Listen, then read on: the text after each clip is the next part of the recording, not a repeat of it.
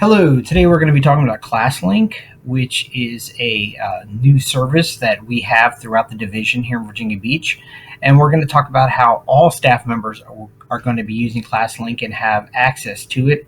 And we'll talk a little bit about the students' use of it because all our students will be using it as well. But today's focus is mostly going to be on the teacher and staff side of ClassLink.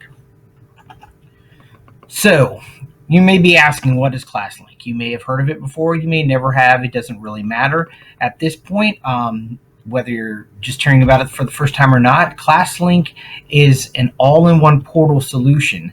It's going to help with rostering, analytics, and single sign-on. For those of you who are familiar with Clever, it's very similar to Clever. It will be taking the place of Clever, but it does a lot more than what Clever did for us. So why ClassLink? It's a simple application portal for all users, so everyone in the division can use it. Unlike Clever, Clever was primarily just for certain staff members and for students. ClassLink will work for everyone, and it will allow you to get in-depth analytics if you're a teacher or an administrator from things that are going on with our students. Every staff member will have a custom portal experience. And we'll talk more about that. But basically, you can add things, even if they aren't school related, to your ClassLink portal. It's user-friendly and has easily customizable interface that is consistent across multiple devices. Again, like I said, you'll be able to add things to it, so it is easily customizable. Which is great. It is pretty user-friendly. Once you know what you're doing and what to look for, you should be up and rolling with no problems at all. And this will work on all devices pretty much, as long as they're connected to the internet. So you can use ClassLink on not just Chromebooks and laptops and other PCs, but as well as tablets and your phones if you'd like to. Which is nice because that is something that we could not have full access when we had Clever with. Push notifications will be sent out through ClassLink. This is nice because with ClassLink, with having these push notifications, it's a one easy step to notify all staff and students of any issues. This past spring, you may remember that we had an issue for about a week with Schoology. And the only way that people could be notified about it was if they had signed up to be part of the Schoology notification service, or by receiving emails from either me or from the district level, because I do believe they sent out one or two of those emails about that. They did push out a notification saying that there were issues with Schoology, but when they did that, it was in Schoology. So if you were one of the people that couldn't even get into Schoology, then you didn't see that notification at all. Now with ClassLink, if there's an issue with Schoology or any other device, we can push that out. And so as soon as you go to your device and you go on to ClassLink, you will see the notification, Schoology is temporarily down, or whatever the case may be. It's also expandable, which means that we can add more to it in the future as we move forward and change it to fit the needs of the division as we grow. So, what do you need to know? ClassLink will replace Clever moving forward, as I said. When you use this for the first time on an Android or Apple device, you will be asked to install an extension for ClassLink. It is a safe extension. Don't worry about installing it. It should work flawlessly with your device. I can't speak for all devices, but for most modern devices, you should not have any issues with it at all. Chromebooks, on the other hand, for all of our students and for our staff members who use Chromebooks will automatically have the extension installed and pushed to it. And so that all you'll have to do is approve it the very first time, and then you'll be set with that. It is still up for debate, I guess you could say, at the time that I'm making this recording, on how it's going to work with our laptops and PCs, whether or not an extension will be pushed or not. But I will let you know more when I hear more about that. So the timeline for ClassLink, as we're looking at where we're going with it this summer and moving into the new year, by August 12th, the login process on the Chromebook should change over from uh, from Google to ClassLink, so that when students or staff members who have a Chromebook go to log on to their Chromebook, they'll actually see a ClassLink login instead of the regular Google login. And other than that, there should be really no other experience or change um, that happens with Chromebook users. Now, with PC users, you probably won't see anything until later, until right before school gets back. But there is still some discussion going on about that. So, in another week or two, mid-August area, uh, instead of rolling over Clever like would normally happen that time of year when rosters start to be built and whatnot, um, everything is going to be getting turned on and pushed uh, to ClassLink from the vendors. So that's when more apps will become available, and we'll talk about that more when we actually look at the dashboard. All links will move from Clever to ClassLink, or at least the vast majority of them will. We were told there might be a couple that will be delayed, but I'll talk to you more about that as I hear about it. But summer access to Clever will not be affected. Students and staff will still be able to use Clever up until the beginning of the school year. And then that gets us to back to school. So when students start back up, which will be virtually, as we know, they will simply log onto their computer or their Chromebook, I should say, excuse me, and that will launch them right onto the ClassLink Launchpad, and they won't have to worry about anything else as far as that's concerned. So trainings. Well, this obviously is kind of a training for you on ClassLink. There will be some self-paced trainings that will be offered through Virginia Beach City Public Schools, most likely through Frontline. I'll let you know more about that as I hear about it, but there may be some offerings for that. There's also going to be training set up through links by ClassLink. It's not specific to Virginia Beach City Public Schools, but we've been told that they are great sessions that you could also choose to look into if you'd like to. And of course, the VB sessions, there will be trainings given by the division and also at the building level, at least in most buildings. And of course, I've elected to do that, and that's why I'm making this video here for you. The current setup that we have now with Clever, if those of you who are familiar with Clever, you know, you log into the Chromebook, and we're talking specifically Chromebooks now, but it would really be the same for PCs. For a laptop, you log in first with your Virginia Beach credentials. Then you have to go into Clever, and you have to log into Clever by clicking Log Me In with Google. And then once that's done, then access resources. Some of them have additional logins as well. Now with ClassLink, once you log onto your device, whether it's the computer, once they have that up and running, and in Chromebook, it doesn't matter, or even if you are going through your phone to your Virginia Beach account, it will take you straight into ClassLink. You won't have to do but one login, just log in one time, and you'll be set, and everything will be ready to go from there. So let's go ahead and take a look at the actual device itself, the platform itself, and discuss what we have now with ClassLink. This is the new logon screen for Chromebooks. If you're using a PC, a laptop, or other device, there's still some discussion going on about how exactly it's going to work. It may be that when you go onto Google Chrome, that when you open up Google Chrome and you're logged in as yourself in your school account, this will be the first tab that pops open for you. Otherwise, there will definitely be a link, and I'm going to share with you the web address so that you can come in and explore when we get done with this.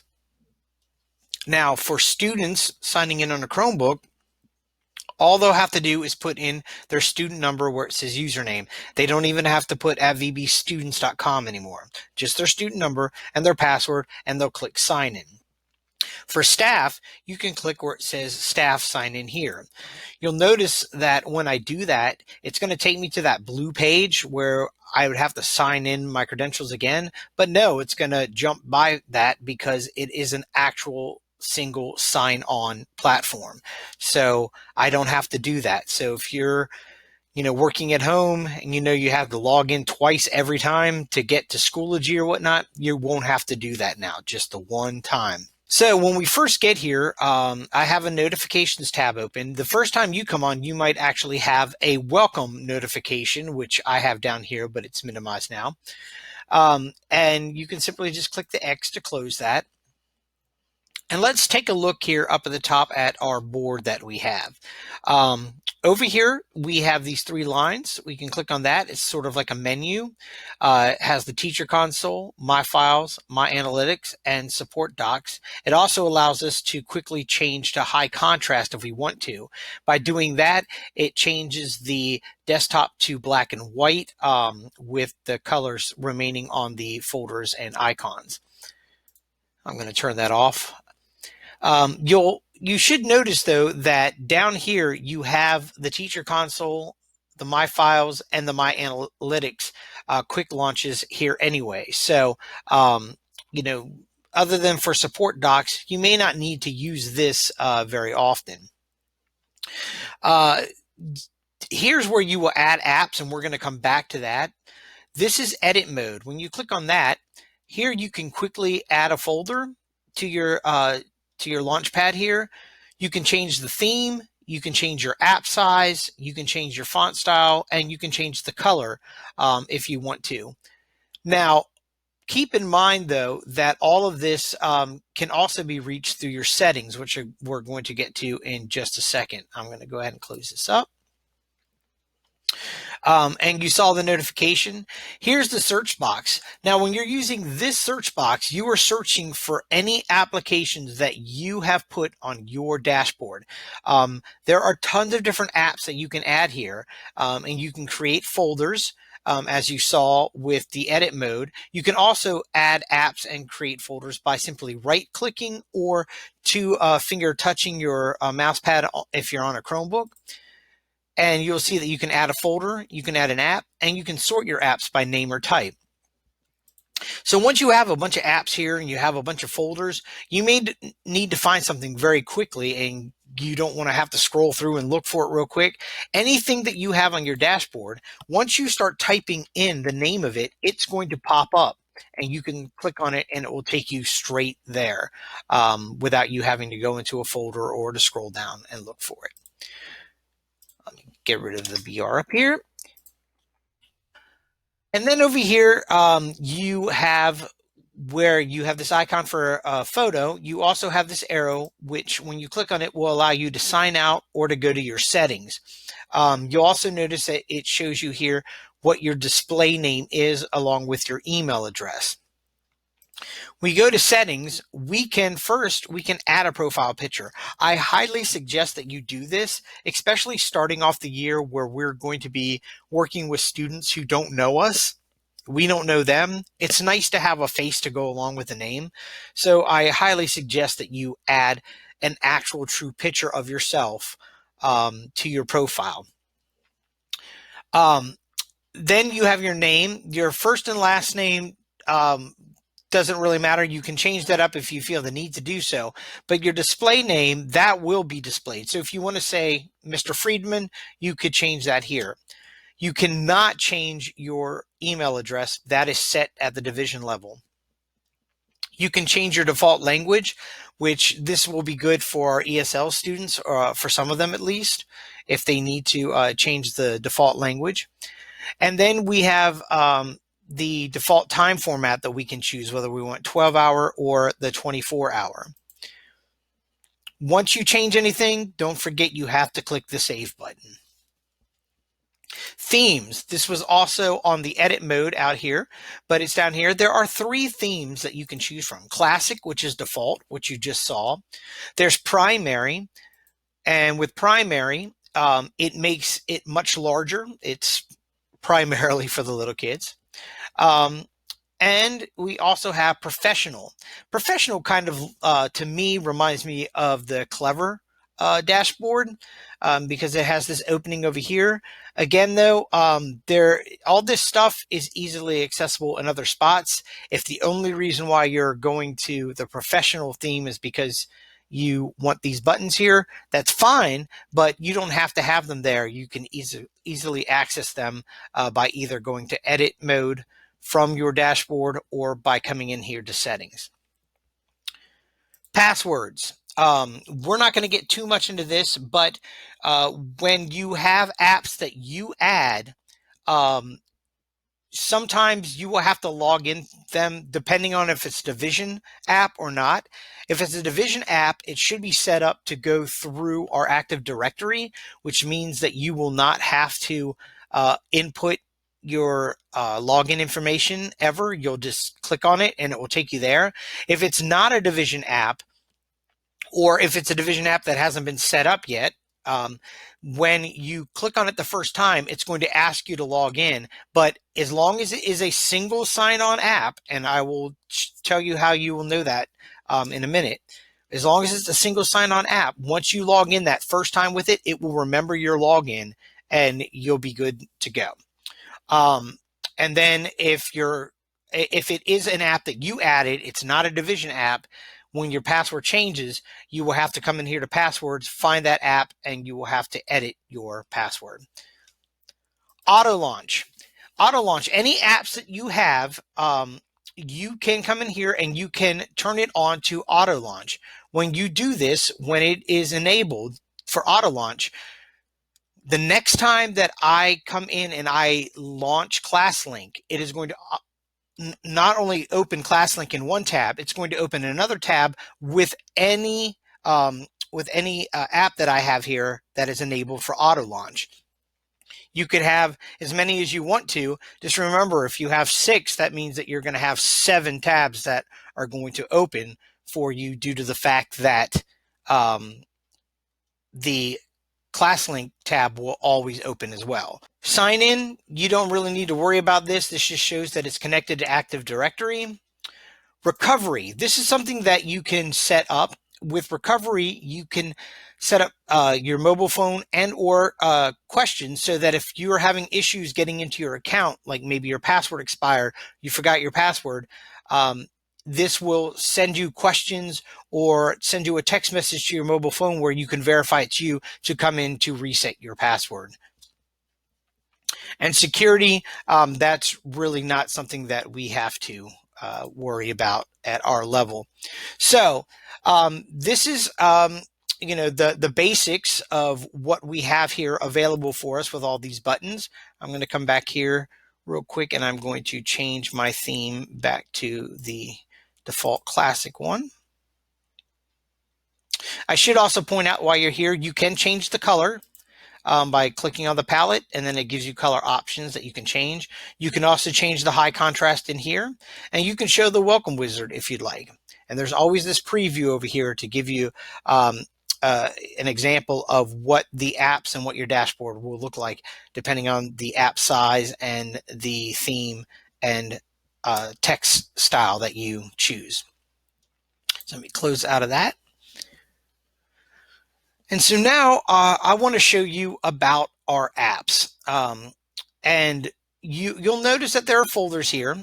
I've created a couple folders myself, and some of them I did not. And you can tell that they were pushed by the division because they have this lock sign on them. Any app or folder that has a lock on it, a lock icon, means that it was pushed by the division, and you cannot delete those apps or those folders from your dashboard. They will remain on your dashboard. You cannot remove them from your dashboard if they have this lock sign. you may find that you have apps that have these keys on them. The keys indicate that they are single sign-on. Now I'm going to just go ahead and I'm going to move this outside of my folder. Oops. Oh, it's not. Let me try right clicking it. Yeah, and I can remove from folder, and I'll do this as well. I'll remove from folder. And I just wanted to show you that I created this folder securely. So if I have any apps on here, I can create a folder and then just move the app over, drag and drop it in, just like I would on most mobile devices. Or like on most mobile devices, if I wanted, I can take and I can hover one app over another, and it will automatically create a folder that I can then go in and edit. When you edit a folder, you have the option to edit the name of it, and you can also change the color of the folder. If you click on it, once again, it gives you this where you have more colors to choose from than just the palette from before. And you can select any color you want. Just click on that one, and now it's changed colors. And I'll go ahead and I'll move these back. Oops, in here. There we go. You also notice that I have two different Securely apps, and you may be wondering what that's about. One of them is the Securely Device Console, and one of them is the Securely Safety Console. So some of our apps are going to have different ones for you to use, and I'm going to show you more about that as we come in here and we look at our app library. Now, the app library, as it opens up a little slow here, you'll notice first at the top we have, you should see, if you are a teacher, if you're instructional staff, you should see three folders up here: an all apps, secondary instructional, and a staff folder. If you're not a teacher, you may only see all apps and staff. Now, with all apps, these are all the apps available currently in ClassLink. And as you can see, some of them are educational, some of them aren't educational. You can easily filter through, though, by selecting any of these links over on the side. Some you could just go to education, art or music if you wanted to, maybe English language arts. So if I click on English language arts, it'll bring me over to apps that are just that are significant for English and language arts, obviously. Like you'll see that Achieve 3000 is up here. I can add that, and you'll also see that it's a single sign-on. Now, some of these apps are going to be moved from the All Apps page to the secondary instructional and or the staff page. If I come over to secondary instruction, you can see right now there are only 4 apps that have been added. Once they are in here, if I want to add them to my dashboard, to my Launchpad, I just simply click on Add, and it will appear on my dashboard. Once it is there, I get this remove button. I can remove it. Now, if I remove it, it's not going to remove it from this library. It's only going to remove it from my dashboard. That's it. You'll notice that this one is grayed out. The reason for that is because it was a division pushed app. It is locked. So I cannot remove it from my Launchpad. So, and if I come back over here, you'll see that that app is over here now. I can come back in here and I can remove it, or I can simply right click on it or 2-finger touch on a Chromebook pad, and I can come in here and I can say remove app. It asks me if I want to. I say yes, delete. But if I come back in here to the app library under secondary instruction, and it's taken a minute for it to pop up here, not exactly sure why, but here we go. Come back to secondary instruction. You'll see that app is still here, so I can come back and add it anytime I want to. You'll also notice that when under secondary instruction and staff, when we get there, that these remain, so you can filter under these folders as well. Currently, since there's only 4 apps in secondary instructional, and there should be a lot more in the weeks to come, filtering won't do me much good. because it will just say that there's nothing there under these. Um, Under all apps, I do want to show you that, yes, all of these apps are available for you. For instance, banking. If you come to banking, you'll see apps for all different kinds of banks, like Bank of America. You can add that. You can add Bank of America. And then with Bank of America, you can set it up so that you can launch into your Bank of America account right from your ClassLink dashboard if that's something that you would like to do. Staff. The staff folder has a lot of different apps that different staff will need to use. Some of you may have seen that Amazon popped up here. Please notice it's Amazon Business, not your personal Amazon. Now, you can add your personal Amazon if you'd like to, but this under the staff folder is all professional applications. And you might notice that some of them, again, have two different ones. In this case, like for applicant tracking, there is one for the actual app. It's a single sign-on use. So when if I were to install that, I would click on it. It would take me directly into it. I wouldn't have to log in again or put in my credentials. It would take me right in. For this one, it's actually going to take me to the SharePoint page for the applicant tracking. And you'll probably see that for Schoology and Synergy as well. But these apps are all in here for you to add. I did want to point out to our office staff members that BuySpeed is in here, and it's a single sign-on. So once you get that on your dashboard, you'll be rocking and rolling, and you won't have to log in and out of BuySpeed. You'll be able just to click one button and be in BuySpeed. And there's many other programs down here like that, such as Frontline, etc. So this is the app library here. Please note, students do not have this access. They cannot add apps like this. Student apps that they have only come from what's pushed to them by the division or from their teachers. And we'll talk about that in just a few minutes. You can also, if you want, let me come back to this app library. You can come and you can add your own apps if you want to. So if it's not available, like I'm clicking app here, and maybe I want to go to Wavy News 10. Maybe I want that to be an app for me. So wavy.com, I believe that's it. I can click here if I want to make it a single sign-on, but I'm not actually signing into Wavy, so I don't need to do that. Then I'll have to select an icon.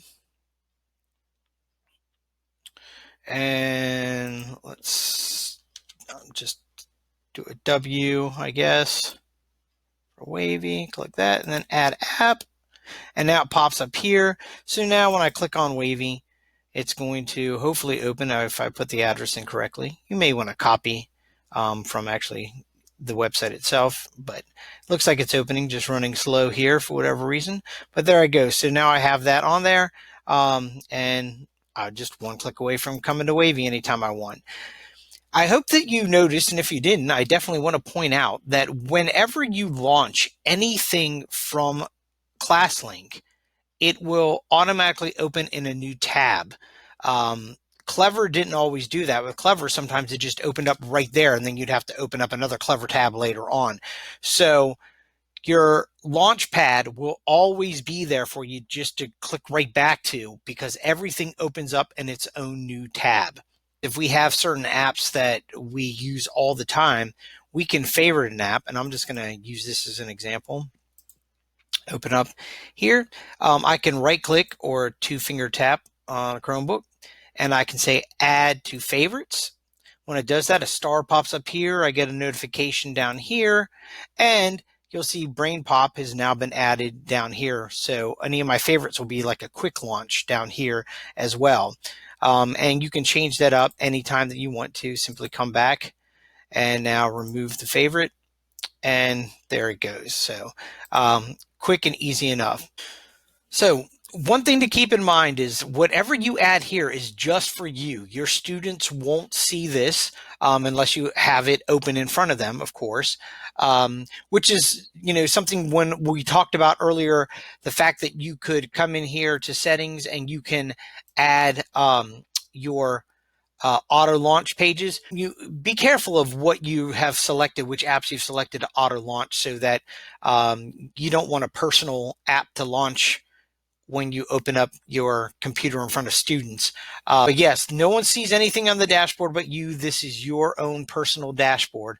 So let's go ahead and let's talk about the backpacks. This first, the teacher console, it's also known as the student backpack. This is where you would click, and if I click and it opens up, I don't have any students. I'm not a teacher. There's not going to be a whole lot for me to show here. So what I'm going to do is I am going to show you a few screenshots from another class that hopefully will help you with this. So this is an example of a teacher console student backpack. They're both the same thing. It's just on the student side, we call it a backpack. On the teacher side, we call it a console. But whichever one I say, I'm talking about the same thing. So when you go to your teacher console, you'll see a list of your classes. Obviously, this person was a math teacher. And see a list of the classes. And then over to the right, you'll see all of the apps that have been assigned to that class. You can add apps by clicking on the icon, the class name, and you can then go in and you will be able to add apps just like you did on your console with the plus sign. You won't have the all apps section. You'll just have the secondary instructional folder and the staff folders to add apps from. Because we don't want any of the personal stuff here. We're not giving kids Bank of America apps or anything to use. So you can do that and you can add it here.